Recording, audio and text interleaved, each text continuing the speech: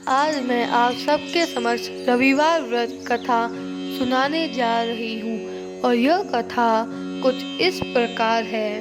एक बुढ़िया थी जिसका नियम था प्रति रविवार को सवेरे ही स्नान आदि कर घर को गोबर से लीप कर भोजन तैयार कर भगवान को भोग लगा स्वयं भोजन करती थी। ऐसा व्रत करने से उसका घर अनेक प्रकार धन धान्य से पूर्ण था। श्री हरि की कृपा से घर में किसी प्रकार का विघ्न या दुख नहीं था। जब प्रकार से घर में आनंद रहता था। इस तरह कुछ दिन बीत जाने पर उसकी एक पड़ोसन जिसकी गौ का गोबर वह बुढ़िया लाया करती थी विचार करने लगी कि यह वृद्धा मेरी गौ का गोबर ले जाती है, इसलिए अपनी गौ को घर के भीतर बांधने लग गई। बुढ़िया को गोबर न मिलने से रविवार के दिन अपने घर को न लीप सकी, इसलिए उसने न तो भोजन बनाया न भगवान को भोग लगाया तथा स्वयं भी उसने भोजन नहीं किया। इस प्रकार उसने निराहार व्रत किया। रात्रि हो गई और वह भूखी सो गई। रात्रि में भगवान ने उसे स्वप्न दिया और भोजन न बनाने तथा लगाने का कारण पूछा। वृद्धा ने गोबर न मिलने का कारण सुनाया। तब भगवान ने कहा कि माता, तुम को ऐसी गौ देते हैं जिससे सभी इच्छाएं पूर्ण होती है, क्योंकि तुम हमेशा रविवार का गौ के गोबर से लिपकर भोजन बनाकर मेरा भोग लगाकर खुद भोजन करती थी। इससे मैं खुश होकर तुमको वरदान देता हूँ। निर्धन को धन और बांझ स्त्रियों को पुत्र देकर दुखों को दूर करता हूँ तथा अनंत समय में मोक्ष देता हूँ।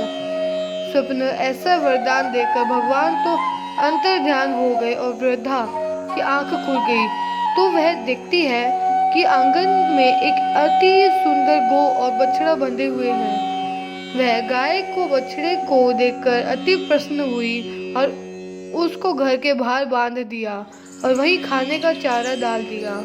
जब उसकी पड़ोसन बुढ़िया के घर के बाहर अति सुंदर गौ और बछड़े को देखा तो द्वेष के कारण उसका हृदय जल उठा और उसने देखा कि गाय ने सोने का गोबर किया है, तो वह उस गोबर को ले गई और अपनी गाय का गोबर उसकी जगह पर रख गई।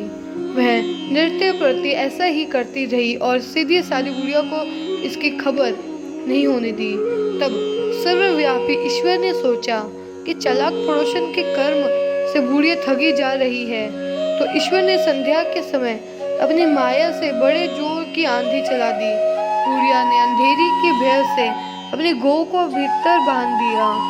प्रातः काल जब वृद्धा ने देखा कि गौ ने सोने का गोबर दिया है तो उसके आश्चर्य का सीमा नहीं रही और वह प्रतिदिन गौ को घर के भीतर बांधने लगी। उधर पड़ोसन ने देखा कि बुढ़िया गौ को घर के भीतर बांधने लगी है और उसका सोने का गोबर उठाने का दांव चलता नहीं, वो वह ईर्ष्या और धार से जल उठी और कुछ उपाय न देख पड़ोसन ने उस देश के राजा की सभा में जाकर कहा, महाराज, मेरे पड़ोस में एक वृद्धा के पास ऐसी गौ और जो है आप जैसे राजाओं के ही योग्य है। वह नित्य सोने का गोबर देती है, आप उस सोने से प्रजा का पालन करिए। वह वृद्धा इतने सोने का क्या करेगी? राजा ने यह बात सुन और दूतों को वृद्धा के घर गौ लाने की आज्ञा दी। वृद्धा प्रातः ईश्वर का भोग लगा भोजन ग्रहण करने ही जा रही थी कि राजा के कर्मचारी गौ खोल कर ले गए। वृद्धा काफी रोई चिल्लाई, किंतु कर्मचारियों के समक्ष कोई क्या कहता। उस दिन वृद्धा गौ के वियोग में भोजन न खा सकी और रात भर रो रो ईश्वर से गौ को पुनः पाने के लिए प्रार्थना करती रही। उधर राजा गौ को देखकर बहुत प्रसन्न हुआ, लेकिन सुबह जैसे ही वह उठा सारा महल गोबर से भरा दिखाई देने लगा। राजा यह देख घबरा गया। भगवान ने रात्रि राजा को स्वप्न में कहा कि हे राजा, गाय वृद्धा को लौटाने में ही तेरा भला है। उसके रविवार के व्रत से प्रसन्न होकर मैंने उसे गाय दी थी। प्रातः होते ही राजा ने वृद्धा को बुलाकर बहुत से धन के साथ सामान सहित गौ बछड़ा लौटा दिया। उसकी पड़ोसिन दुष्ट बुढ़िया को बुलाकर उचित दंड दिया। इतना करने के बाद राजा ने महल में गंदगी दूर हुई। उसी राजा ने नगरवासियों को आदेश दिया कि राज्य की तथा अपनी समस्त मनोकामनाओं की पूर्ति के लिए रविवार का व्रत करो। व्रत करने से नगर के लोग सुखी जीवन व्यतीत करने लगे। कोई भी बीमारी तथा प्रकृति का प्रकोप उस नगर पर नहीं होता था। सारी प्रजा सुख से रहने लगी। बोलो सूर्य भगवान की जय।